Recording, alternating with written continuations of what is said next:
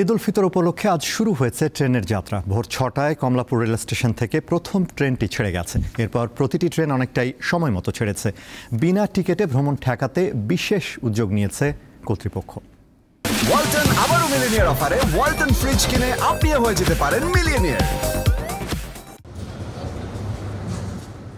আর কদিন পরই পবিত্র ঈদ উল ফিতর।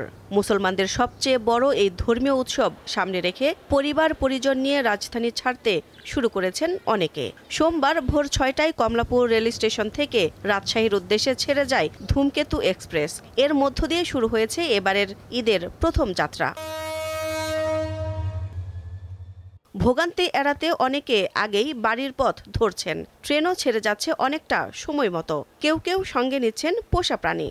অ্যাটেন্ডেন্স এবং টিটি এবং আরও যারা ট্রেনে কর্মরত আছে তারা এত সুন্দরভাবে যাত্রীকে গাইডলাইন করতেছে, আমার দেখে অনেক ভালো লাগে। প্রতি বছর গ্রামে আমাদের ঈদ করা আসলে হয় না, তারপরেও চেষ্টা করি। আমরা সবাই তো কর্মজীবী মানুষ, ভালোই তো লাগে, তাই না? সারা বছর ঢাকা শহর থাকি, গ্রামে ঈদ করতে তো সবারই ভালো লাগে।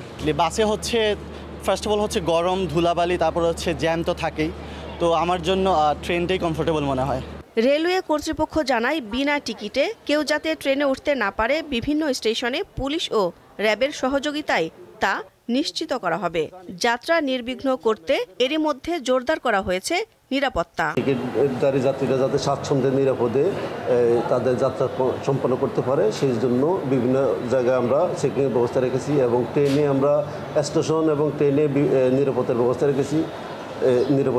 রেখেছি। আমাদের জিআরপি আরএমবি সবাই কাজ করতেছে।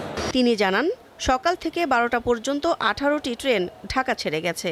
এর মধ্যে 2টি ট্রেন কিছুটা দেরিতে ছেড়েছে। দিলশা দানি, দীপ্ত সংবাদ, ঢাকা। ওয়ালটন আবারও মিলিনিয়ার অফারে ওয়ালটন ফ্রিজ কিনে আপনিও হয়ে যেতে পারেন মিলিয়নিয়ার।